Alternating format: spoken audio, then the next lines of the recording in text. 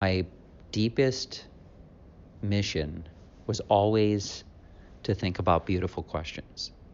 And so a beautiful question for me today would be, why are you doing what you're doing? It seems like a simple question, and I thought of it that way when I started. However, the elegance of that, let's call it, reared its head at my own state of learning and challenged me numerous times to grow and to feel things that academically I thought I understood, but from an experience level, the emotional understanding was not there. So I want to go a little bit further into that. How do we best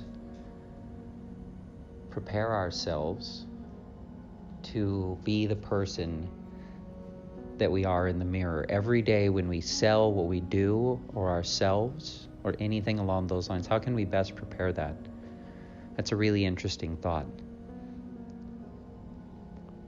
So moving that idea further, I would need to know a couple of things.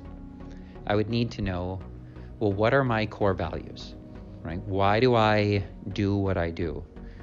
For some people, that can be a simple statement of, I just want to get out of bed and make the world a better place.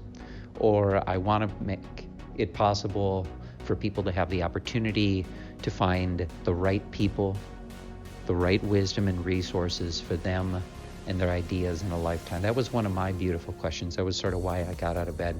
And what I realized over time was I had a very limited view of what my core values were. And I hadn't fully realized that the core values of the purpose I served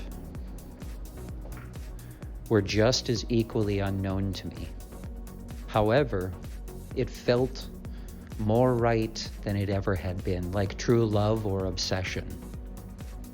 So moving that forward, I had to learn about my own values through the pain of the experiences that I hinted at earlier. I then had to test the purposes and the approaches or heuristics to involving myself in serving these purposes bigger than myself. I had to find out about their values and how I could create a bridge from my value of, let's say, reliability to their value of reliability. And then we could talk about various attributes that enforce these values in our life.